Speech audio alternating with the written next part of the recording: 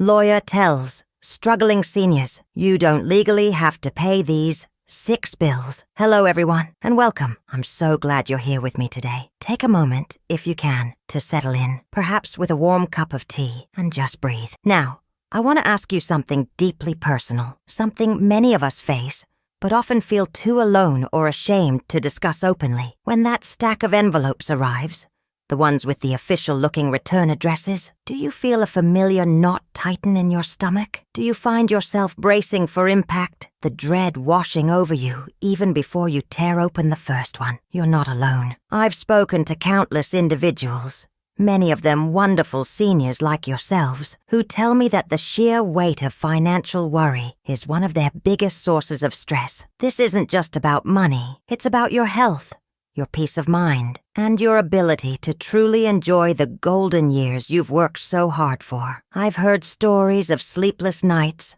persistent headaches, stomach upset, and even the worsening of chronic conditions, all directly linked to the relentless pressure of bills piling up. It's a silent epidemic, this financial stress, quietly eroding the health and happiness of so many in our community. Perhaps you found yourself skipping a social outing with friends, putting off a trip to the dentist, or even delaying important maintenance on your home, all because you're trying to stretch every dollar as far as it can go. Maybe you've even considered going without a medication refill or cutting back on nutritious groceries to make ends meet. These aren't just financial decisions, they are health decisions with profound and often unseen consequences. As a legal professional who has spent years working with seniors and understanding their unique challenges, I know firsthand the profound impact that financial burden can have on your overall well-being. Today, my aim isn't to offer a magic wand, but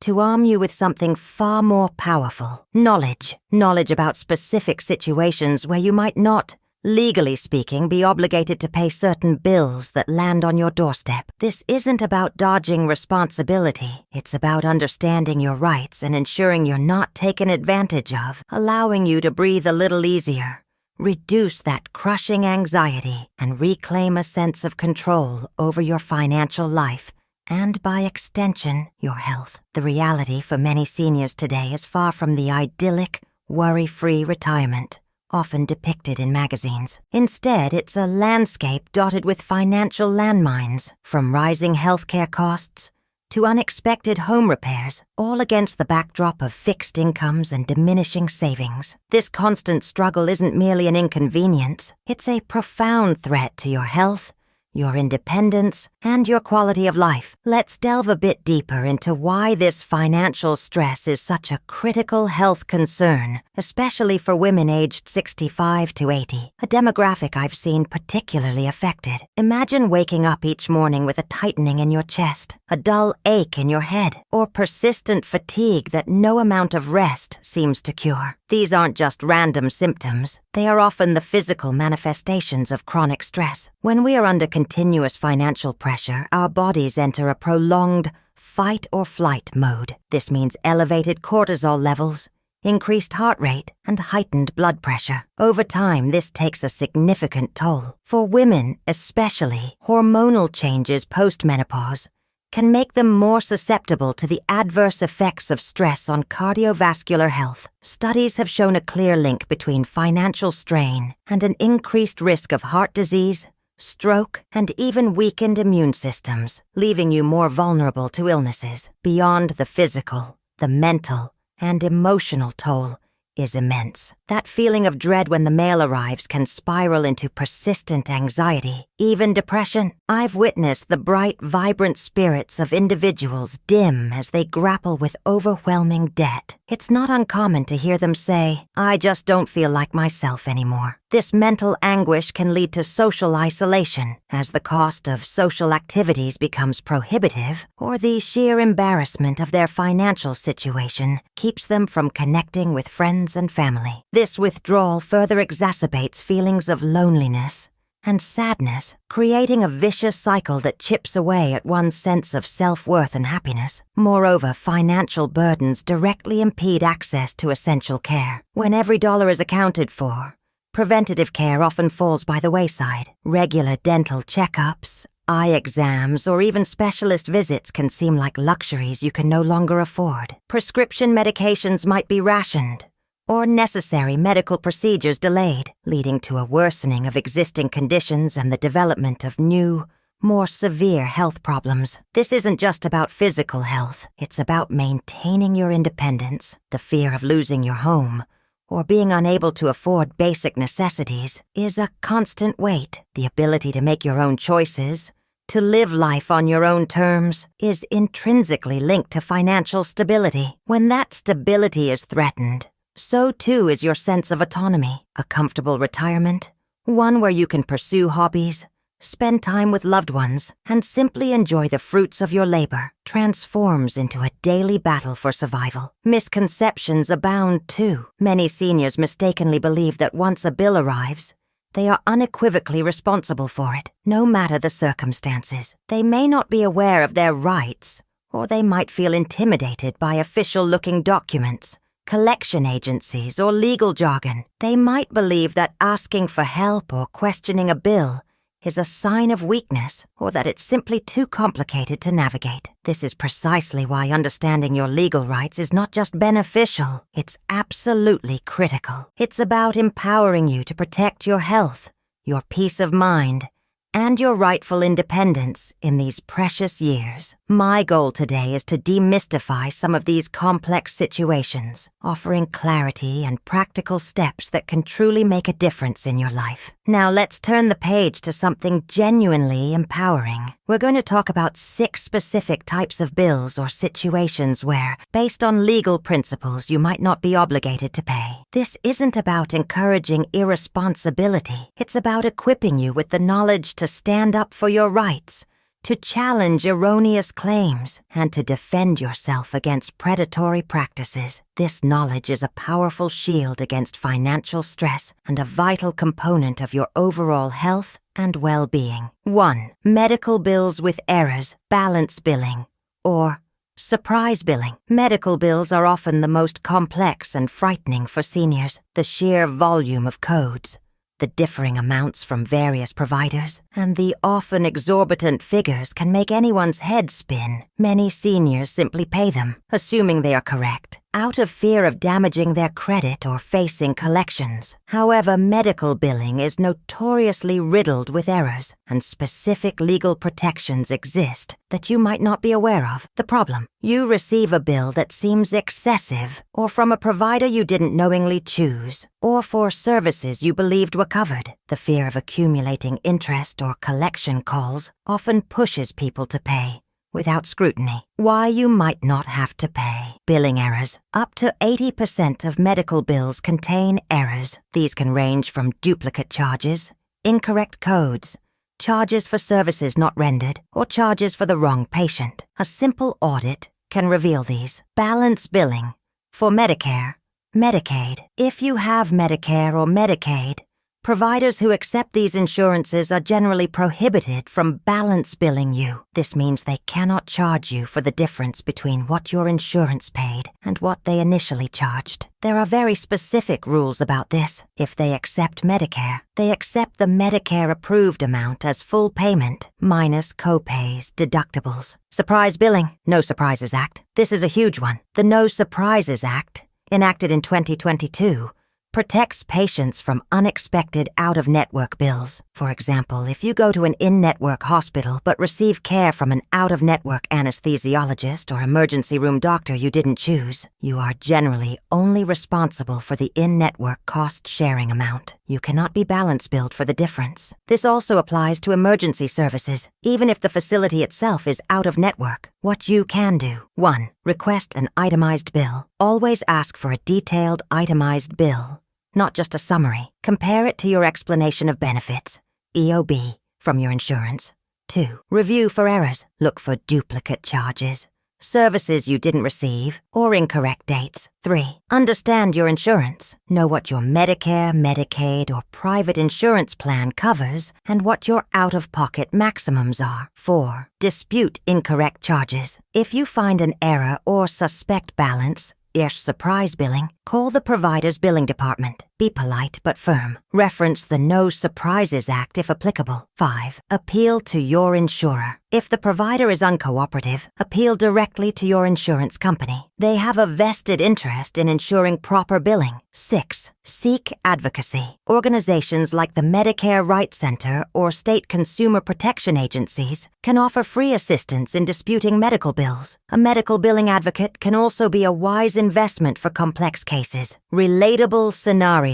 Mrs. Eleanor Vance, 78, had a fall and needed emergency surgery. She chose an in-network hospital. Months later, she received a massive bill from an out-of-network surgeon she'd never even heard of. Instead of paying, she remembered this advice, called the hospital's billing department, cited the No Surprises Act, and eventually only paid her in-network deductible. The stress of that initial bill was overwhelming, but knowing her rights saved her thousands and her peace of mind. 2. Deaths of a deceased spouse when you are not liable. The loss of a spouse is one of life's most profound heartbreaks, and adding financial stress on top of that grief is simply unbearable. Many surviving spouses, especially women who may not have handled the family finances, mistakenly believe they inherit all their deceased spouse's debts. This isn't always true. The problem: after a spouse passes, creditors may aggressively pursue the surviving spouse for debts solely in the deceased's name, such as individual credit card debts, personal loans, or medical bills. Why you might not have to pay: individual versus joint debt. Generally, you are only responsible for debts that you co-signed or were joint accounts with your spouse. If a debt was solely in your deceased spouse's name, their estate is responsible for it, not you personally. State laws. Community property versus separate property. This is crucial. In community property, states Arizona, California, Idaho, Louisiana, Nevada, New Mexico, Texas, Washington, Wisconsin, debts incurred during the marriage are typically considered community debts, making both spouses liable, even if only one signed. However, in separate property states, the majority of other states, you are generally not responsible for debt solely in your spouse's name, unless you co-signed or it was a necessary expense for the family. Secured debts. If the debt is secured, like a mortgage or car loan, the asset itself is collateral. You don't personally inherit the debt, but if the debt isn't paid from the estate or by other means, the lender can repossess the asset. Creditor protections. Creditors cannot harass a surviving spouse or imply they are personally liable for a deceased spouse's individual debt. What you can do: 1. Identify all debts. Compile a list of all outstanding debts. For each, determine if it was a joint debt, solely in your name, or solely in your deceased spouse's name. 2. Consult a probate attorney. This is highly recommended. A probate attorney can help you understand your state's laws, differentiate between various types of debt, and guide the estate through the probate process. 3. Notify creditors. Inform creditors of your spouse's death, but be cautious about discussing personal finances or promising to pay debts that aren't yours. 4. Do not co-sign or assume debt. Do not agree to take on your deceased spouse's individual debts, even under pressure from creditors. 5. Utilize estate assets. Legitimate debts of the deceased spouse must be paid from the assets of their estate before those assets are distributed to heirs. Relatable scenario: Mr. Johnson, 82, passed away with several credit card debts solely in his name. His wife, Martha, 79, received aggressive collection calls, making her feel incredibly guilty and stressed. A legal aid clinic advised her that, in their state, she was not personally liable for those debts. She sent a certified letter to the creditors stating this, and the calls stopped, allowing her to grieve and manage her own finances without that added burden. 3. Debts past the statute of limitations. Time can be a powerful ally when it comes to old debts. Many seniors, and indeed many people, are unaware that there's a legal time limit for how long a creditor or collection agency can sue you to collect a debt. Once this statute of limitations expires, the debt is considered time-barred. The problem: you receive a call or letter from a collection agency about a very old debt, perhaps from a credit card you haven't used in years, or an old medical bill from a decade ago. The collector might threaten legal action making you believe you must pay it. Why you might not have to pay. Statute of limitations. Each state has its own statute of limitations for various types of debt, e.g., credit card debt, medical debt, personal loans, contracts. This period typically ranges from 3 to 6 years, but can be longer for some debts like judgments. Once this period passes, the creditor loses their legal right to sue you in court to collect the debt. Zombie debts. Collection agencies often buy old debts for pennies on the dollar, hoping to pressure consumers into paying, even if the debt is time-barred. Debt validation. Even if the debt isn't time-barred, you have the right to demand debt validation from a collection agency. They must prove that you owe the debt and that they have the legal right to collect it. What you can do. 1. Do not acknowledge or pay anything. This is critical. Making even a partial payment or explicitly acknowledging the debt as yours can restart the clock on the statute of limitations, making you vulnerable to a lawsuit again. 2. Determine the age of the debt. Look at the date of last activity on the debt. This is usually when the statute of limitations begins to run. 3. Know your state's laws. Research the statute of limitations for your specific type of debt in your state. 4. Send a cease and desist letter. If a collection agency is harassing you about a time-barred debt, you can send them a certified letter demanding they stop contacting you. They must comply. 5. Send a debt validation letter. If you're unsure if the debt is legitimate or time-barred, send a debt validation letter within 30 days of initial contact. This forces the collector to provide proof. If they can't, they must stop collection efforts. 9. Consult a consumer law attorney. If you're being sued for an old debt, immediately seek legal counsel. Do not ignore the summons. Relatable scenario. Robert, 72, received a collection notice for a credit card debt from 8 years ago. He was about to write a check, feeling anxious about legal action. His daughter, an accountant, advised him to check the statute of limitations for their state. It was 5 years. He sent a certified letter stating the debt was time-barred and demanded they cease communication. The collector stopped pursuing the debt, relieving immense stress from Robert's shoulders. 4. Credit card debts due to unauthorized charges or identity theft. In our increasingly digital world, identity theft and unauthorized charges are a persistent threat, especially for seniors who may be less familiar with online security protocols or fall prey to sophisticated scams. Many feel embarrassed or responsible when they see fraudulent activity on their statements. The problem: your credit card statement shows charges you didn't make, or you discover your identity has been stolen and new accounts opened in your name. Why you might not have to pay. Federal protections. Fair Credit Billing Act. The FCBA limits your liability for unauthorized credit card charges. For lost or stolen credit cards, your maximum liability is $50. For charges made using just your account number without the physical card, like online, you have zero liability if you report it promptly. Debit card protections. While slightly different, debit card protections under the Electronic Fund Transfer Act also offer some liability limits, especially if reported quickly. Identity theft. If your identity has been stolen, federal law requires credit bureaus to block information resulting from identity theft. You are not responsible for fraudulent accounts opened in your name. What you can do. 1. Monitor statements diligently. Regularly review all your bank and credit card statements for any unfamiliar charges. 2. Report immediately. As soon as you suspect unauthorized activity or notice a card is missing, report it to your credit card issuer or bank. The sooner you report, the greater your protection. 3. Document everything. Keep a record of all calls, including dates, times, names of representatives, and confirmation numbers. 4. File a police report for identity theft. If you suspect full-blown identity theft, file a police report. This is often necessary for creditors to fully investigate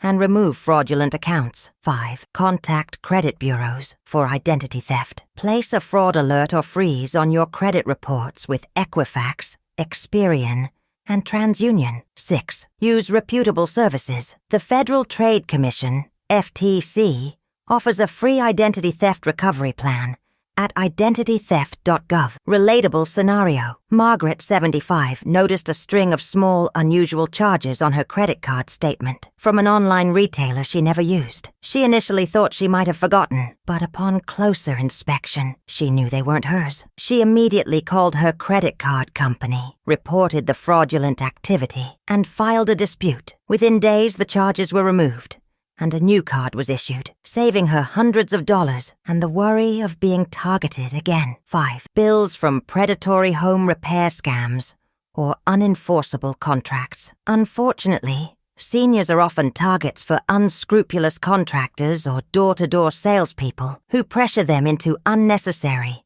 overpriced or poorly done home repairs, or into signing contracts they don't fully understand. The problem: a pushy salesperson convinces you to sign an expensive contract for home repairs you don't need, or the work is shoddy and incomplete, yet they demand full payment. You might feel trapped, fearing legal action, or liens on your home. Why you might not have to pay. Right to rescind. Cooling off rule. For many contracts signed in your home, door-to-door sales, or away from a seller's permanent place of business, federal law, the FTC's cooling-off rule, gives you 3 business days to cancel the contract without penalty. Some states offer even longer periods for certain types of contracts, or for seniors. Fraud or misrepresentation. If the contractor made false promises, misrepresented the work, or used deceptive practices, the contract might be voidable due to fraud. Unconscionable contracts. If the terms of the contract are so overwhelmingly one-sided and unfair that they shock the conscience of the court, a judge might deem it unconscionable and unenforceable. Lack of performance. Breach of contract. If the work was not completed as agreed, was done poorly, or violated building codes, the contractor has breached the contract, and you may not be obligated to pay in full or at all until they rectify the issues. Lack of capacity. Undue influence. More on this in the next point, but relevant here. If you were suffering from a cognitive impairment or were unduly pressured, the contract might not be legally binding. What you can do. 1. Act quickly for cooling off. If within the cooling off period, send a written cancellation notice by certified mail. Return receipt requested. Keep copies. 2. Document everything. Take photos or videos of the work, before, during, and after. Keep all communications, contracts, and receipts. 3. Get multiple bids. Before any major home repair, get at least 3 written bids from reputable, licensed, and insured contractors. Check references and online reviews. 4. Never pay in full upfront. Reputable contractors rarely demand full payment upfront. Pay in stages as work is completed satisfactorily. 5. Consult a consumer law attorney. If you're stuck with a predatory contract or shoddy work, and the contractor is demanding payment, a lawyer can help you assess your rights and potentially void the contract or negotiate a fair resolution. 6. Contact consumer protection agencies. Your state attorney general's office or local consumer protection agencies can investigate complaints against contractors. Relatable scenario. Mrs. Henderson, 80, was pressured by a door-to-door salesman to sign a contract for roof repair she didn't need for an exorbitant amount. She felt uncomfortable but signed under pressure. Her grandson visited the next day and, realizing it was a scam, helped her send a cancellation letter by certified mail within the 3-day cooling-off period. She never had to pay a penny, narrowly escaping a major financial loss and the stress that would have come with it. 6. Debts arising from contracts signed under duress, undue influence, or lack of capacity. This category is particularly sensitive and important for vulnerable seniors. It addresses situations where a person's ability to make a sound, independent decision about a contract or debt agreement is compromised. The problem: you or a loved one might have signed a contract, taken on a loan, or agreed to a debt under immense pressure while experiencing cognitive impairment, or without truly understanding the implications due to manipulative tactics. Why you might not have to pay. Lack of contractual capacity. To form a valid contract, all parties must have the legal capacity to understand the terms and their consequences. If, at the time of signing, an individual was suffering from significant cognitive impairment, e.g., advanced dementia, severe stroke effects, that rendered them unable to understand the agreement, the contract might be voidable. This requires clear medical evidence and undue influence. This occurs when one person uses their position of power or trust over another, e.g., a caregiver, a family member, a friend, to unfairly persuade them into signing a contract or making a financial decision that benefits the influencer at the expense of the vulnerable person. This involves manipulation, isolation, and exploitation of trust. Duress. If you were forced to sign a contract under actual or threatened violence, blackmail, or other extreme coercion, the contract is likely voidable. Fraud in the inducement. If you were tricked into signing by false statements or intentional misrepresentations about the essential terms of the contract, it might be voidable. What you can do. 1. Recognize the signs. Be vigilant for signs of cognitive decline in yourself or loved ones, or situations where someone appears isolated, unusually dependent, or suddenly making strange financial decisions. 2. Gather evidence. If you suspect lack of capacity, undue influence, or duress, gather medical records, witness statements, or any documentation that supports the claim. 3. Seek legal counsel immediately. These are complex legal claims that require the expertise of an elder law attorney or a litigator experienced in contract disputes. Time can be of the essence. 4. Consider guardianship, conservatorship. In severe cases of diminished capacity,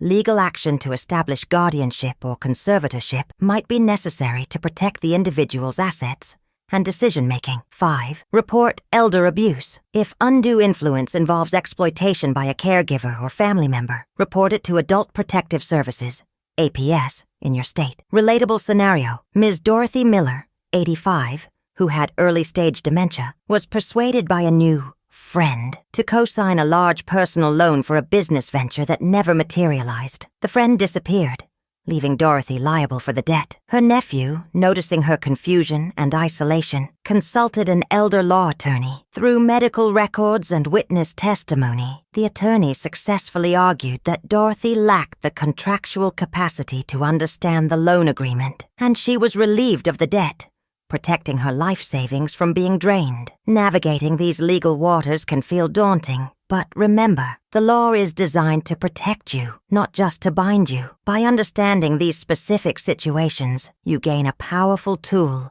against the crushing weight of financial stress. You're not alone in these struggles, and there are avenues for relief. The profound benefits of understanding these legal rights extend far beyond just saving money. They touch every aspect of your well-being. Imagine replacing that persistent knot of anxiety in your stomach with a calm confidence. Picture the relief of receiving a bill and knowing exactly how to scrutinize it, rather than feeling like a helpless victim. This shift from fear to empowerment is not merely psychological. It has tangible effects on your physical health. When financial stress diminishes, your body's stress response calms down. This can lead to lower blood pressure, improved sleep quality, and a strengthened immune system. You might find those chronic headaches lessen, or that digestive issues become less frequent. The ability to afford your medications without worry, to maintain a nutritious diet, and to engage in gentle exercise or social activities without financial strain directly contributes to better physical health and longevity. Beyond the physical, there's an immense boost to your mental and emotional well-being. Knowing you have legal recourse,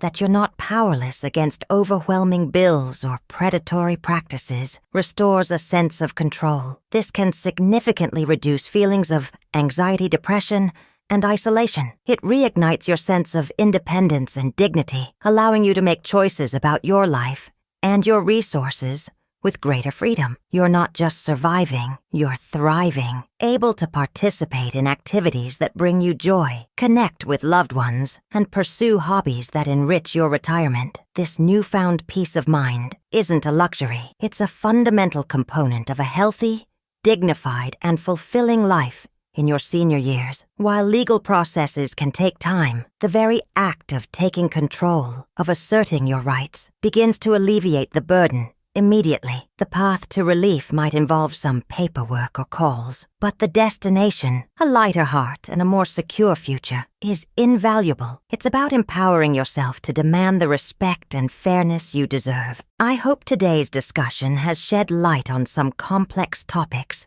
and offered you a sense of hope and empowerment. Remember, knowledge truly is power, especially when it comes to protecting your financial and personal well-being. If anything I've discussed today resonated with you, or if you simply found this information valuable, please take a moment to give this video a thumbs up. Your likes help others who are struggling to find this important content. And if you haven't already, I would be so grateful if you would subscribe to this channel. Joining our community ensures you don't miss future videos packed with practical advice designed specifically for seniors like you, aimed at improving your health, independence, and quality of life. I genuinely want to hear from you. In the comments below, share your experiences or questions. Have you successfully disputed a bill? Do you have another type of bill that causes you stress? Your insights and questions can help others in our community, fostering a supportive environment where we can all learn and grow together. Please understand that I can't offer specific legal advice here, but your comments can help me understand the topics most relevant to you for future videos. For personalized legal advice, always consult with a qualified attorney in your state. Thank you for joining me today. Take care of yourselves, stay informed, and remember, you deserve a retirement filled with peace, health, and dignity.